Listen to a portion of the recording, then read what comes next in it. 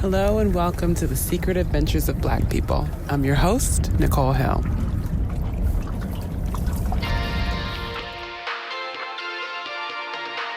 Every black person is born with a set of black cards. They're visible to all, but understood by few.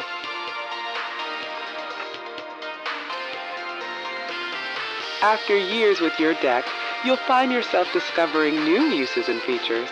In this tape, we'll cover the card checking feature. When activated, you'll be able to compare and contrast your hand with fellow card holders. While some may engage this feature competitively, it was designed as a way for members to better understand their black cards and to connect with other card holders. Today, Crystal and Nicole will demonstrate for you how to engage the card checking feature.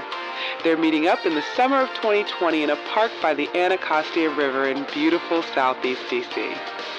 All of us are dealt our black cards at birth, but each of us is missing at least one standard issue card. In this clip, you'll see these improv friends display an extraordinary amount of vulnerability by discussing the black cards that they don't have. I still do. Black people were way more accepting. Yeah. Way more accepting. Yeah. And now they might tease me about certain things because you feel like you're being black enough. Or... No, that was one thing because I can't dance. So that You can't dance? I mean, I can do. Look at me now, and I'm trying to save it because of this right here. Let's see what you're doing. Because people do this. Because now I'm like, I can do some dances. But you know what though? My mom just told me I'm the best twerker in the family. So. I think I've gotten better. Doesn't matter. I think I've definitely gotten better and definitely been able to figure out what makes me look good as a dancer. Yeah. That's what I went to an I don't know her party, and I remember being like, I know what makes me look like I'm a good dancer without actually being a good dancer. I figured that out. So you came in, I remember you were wearing a crown, we're like, Crystal. Yeah, and there's a certain energy that I think, and I figured out if I do these moves, I can pass. If I do anything other, then you'll be like, wait a minute. Wait 1 second. A second ago, I thought you could. This was now. My mom always makes fun of us, even when they would bring us to, family parties, and, all my cousins would be, doing the twerk dances, and me and Courtney were, just throwing our hands up in the air, jumping around, doing regular kid dances, We're just be like little octopuses. Just yay! That's how we dance. Where our cousins were just on the ground. All the black people are like, what's wrong with them? Who are these kids? Are they sick? We just look like we're having fun, and that's always been my thing. I also look like I'm having fun. Yeah. And then white people always thought I could dance, and that was always funny to me because I knew. Yes, I had to teach people how to do the crank that, but I could learn that and make it look good. But anybody that could actually dance would be like, she's teaching you how to dance. Exactly. Is that what you're getting exactly. For their next round, they'll be checking their respective black parent cards. The black parent card has some similarities across decks. It comes with a high degree of suspicion, a lack of interest in what other parents are letting their kids do, and a strong sense of identity as, quote, not one of their children's little friends. Were you allowed to spend the night at friends' houses? My dad did not love that. So Okay. I don't think I did it black people's houses. Okay. But not, it's very sparing. Okay, They were real weird about it. Yeah, I was not either. Ever? None? No, cousins. Yeah, Which doesn't count. Yeah. But growing up, I never was allowed to spend the night at people's houses. I was just wondering if that's a This is a, universal black thing. Yeah. It was definitely I need to talk to their parents. I need to know if there are boys in the house. I need to know this. I need to know that. I've done a full FBI background, and I don't like them, so no. Yeah. But I never understood him and be like, why can't? But if there was ever, I knew not to even ask if everyone was doing we're doing a sleepover and Absolutely, that is so me. I just said my mom was telling me that one of her coworkers' daughters or granddaughters was going to the beach for the third time. She's 16, and I was like, Mom, do you know I would have never even asked you to go to the beach at 15, 16? I never.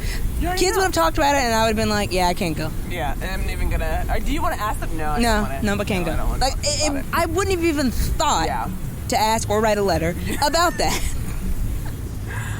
No, my parents were. I remember. Is there more of that?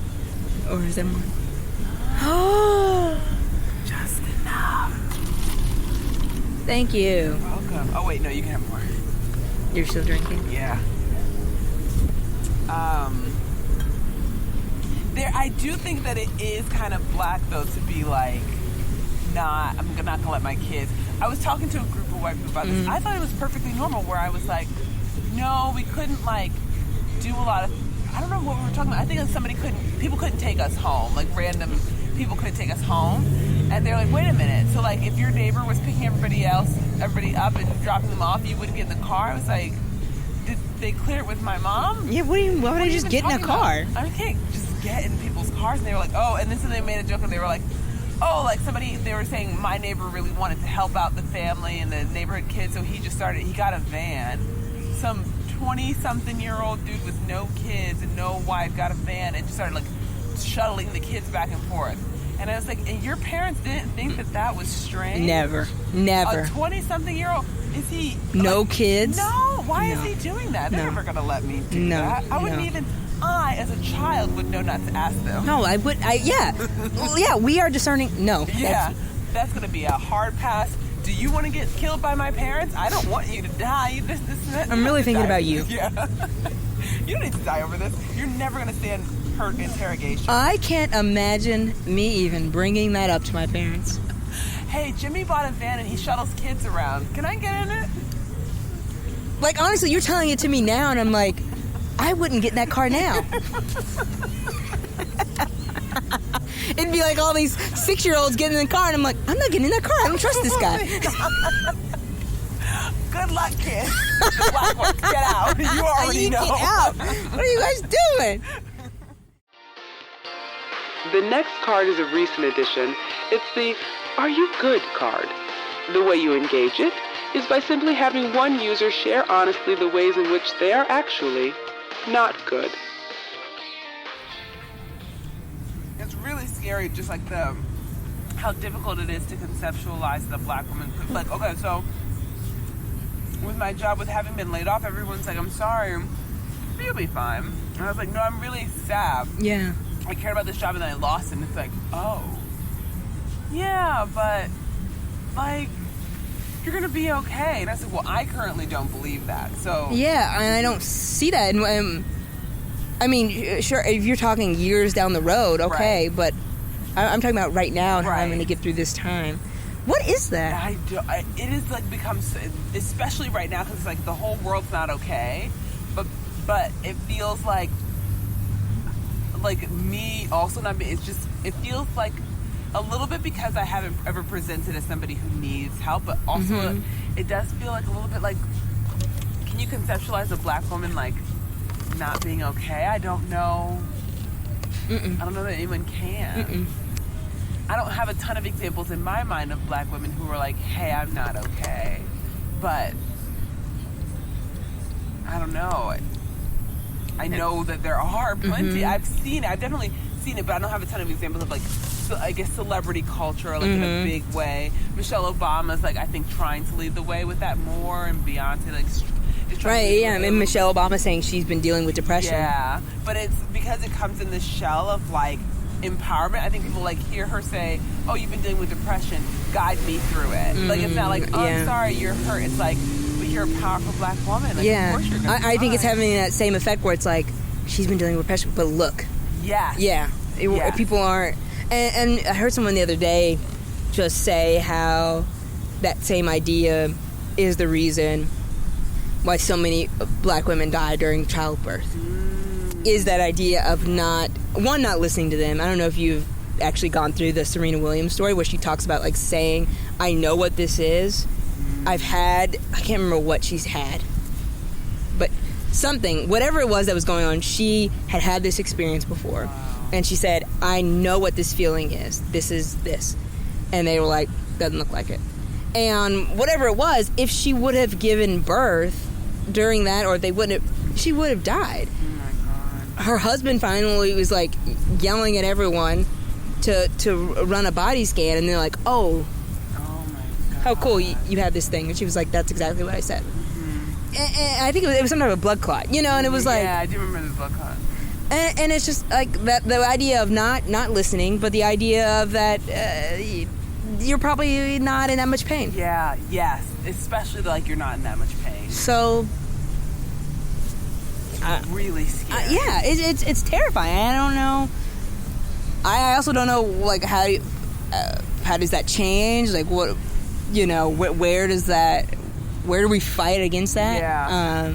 Because that's like it's a perception in everybody's mind, and it's ingrained, and then it's reinforced over and over and over again. So how would you change it? We have time to see the ladies check on one more card, the Black Love card. This always gets a reaction. The Black Love card can be challenging to find and even more difficult to understand on your own. Please be advised that when you check a card as popular as this one, other card holders may just wander their way into your conversation. I feel like there are just so many Black women that I think are amazing that don't have the partner to show for it. Yeah. Black women in particular? Other races? No, Black women. And I've seen on dating websites that Black women are the least likely to find a partner on a dating website, found the least desirable. Like, I feel like if you were white, you would be married. Yeah, I think I would too. You'd be married. I don't know what that is. Very intimidating. That's the thing too, where it's so you think it's an intimidation? You're intimidating. I don't feel intimidating. Yeah. I feel like a normal person. Yeah. But then there's always that's the feedback I feel like women most often get of like, it's too intimidating, or like it's too much success. Everyone was like, go to college, you're gonna be the first, do it. Oh, get a job. Oh, travel the world. Oh, and now it's like, that was a lot that you did. You did all of that? I mean, those were suggestions? You just went down the whole list and checked them all? Do you think do you think people find you intimidating? I don't know. I was about to ask you if you find me intimidating. I don't think people find me intimidating. I think that your boldness and your clarity of kind of direction is intimidating. Like if I'm imagining if I were a guy, and I guess whatever people have to do to approach people, I guess it's scary if the person is cool. Maybe if you were nerdier. I don't know. Like if I did improv all the time? Maybe if you did improv every single minute instead of just some of the minutes. I have no idea. You seem like a normal person. I think I'm that anyone would approach. Yeah. You seem very approachable to me. I know. I don't think I'm intimidating. I don't think anybody has actually really said I'm intimidating. I think sometimes I have thought I was intimidating, and people are like, "No, you're not." We're not intimidating. No one was intimidating. I'm like, no. Wait, so what do people say about you and being single? So people have told me that I don't seem available. I have heard that too. Why? I don't know what that means? I don't know what that means. I was gonna say that I don't know what that means if I am available. I'm available. But people have told me that. One time, a guy told me in New York, we were riding a bus, and I was like, "What do you think? What do you think? When you saw me, what did you think?" Yeah. Like, you seem like somebody. I can see that you're by yourself, but you seem very occupied. It felt like talking to you was interrupting something. And I could see you having something similar. Yeah. Is that occupied? I know, but people want you to be unoccupied. Yeah. Well, they want you to be completely available to them. Yeah. And you gotta make a texting lot of every few seconds. I like eye contact though. No, Am I making eye contact with you? Oh, because I love eye contact. Because I actually notice when other people aren't making it. Because I feel like I'm constantly looking. Excuse me, may I offer an opinion on this conversation? Sure. Do you want to get this for the podcast? Oh yeah, you have to come closer because we're recording. She's recording. What's your name? Oh, thank you. My name is Rhone, R-H-O-N-E. I'm a DC resident, and I'm glad to hear you having this conversation because I think Black people need to have it more often. I'm thinking about my sister, and I'm thinking about if my sister had to go through the BS that I see certain men, and And to what you said, I'm saying all this to say, what you said is the answer to everything I'm saying about you have to give off the energy where and that brother was a good brother. That's probably going to be a good-ass husband or father. That man that said that to you. I wanted to approach, but it seemed like I was interrupting. That tells you that's a man who respects, who is sensitive, who listens, who don't just bogart his way in and then manipulate you to be what he wants, which I've seen so often. Women can do the same thing. He's somebody who listens, and he said to you, I didn't want to interrupt you because it seemed like I was interrupted. I think that's the space that we all have to give off as black people. Find something that we love to do in life. Find out what that calling is. Find it. It's something. You know, Yolanda Adams has really inspired me personally when she's talking about what are you passionate about? God gives us all purpose, but what are you passionate about? Are you passionate about teaching? And I'm passionate about teaching. Are you passionate about, you know, healing people in the hospital? Whatever it is, God has given us every tool we need to fulfill that. And if we focus on that, and if the partner comes, great. But if it doesn't, I've learned, a Scorpio man told me. Oh, I'm a Scorpio. Oh, here we he go. said to me, So I'm going to listen harder Now to I'm this. gonna really. it is better to be by yourself than to be in the wrong relationship. And that just resonated in my soul so deeply.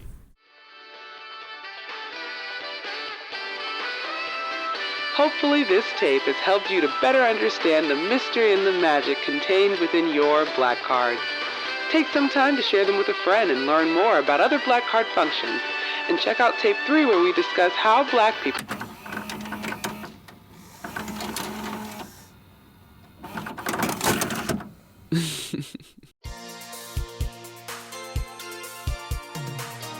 Thank you for listening to The Secret Adventures of Black People. I'm Nicole Hill, host and producer. And if you'd like to learn more about the show, listen to past episodes, drop me a line, you can visit thesecretadventuresofblackpeople.com. My conversation with Crystal was so fun, and we actually got into a few other topics that I would have loved to include, but I can't have these episodes going on and on and on, you know. But over on Patreon, I'm able to share clips that were cut for time, re-listen to old episodes, and add in a little bit of commentary and behind-the-scenes anecdotes. I release some episodes early. It's a whole party over there. So if you're interested, you can go to thesecretadventuresofblackpeople.com and learn more about how to become a patron. Today, I'd like to ask you to support the Black adventurers over at the Mental Wellness Collective. This group is designed specifically to meet the needs of Black women and women of color, and it's meant to be a safe space where women learn new ways to breathe by using tools and getting support to resolve issues, build confidence, and change negative thought patterns. If you want to learn more about them and how you can get involved, you can visit the show notes where I'll include a link, or go to mentalwellnesscollective.com. Thank you, as always, for checking in. Come back soon for more stories of Black folks holding it down across space and time.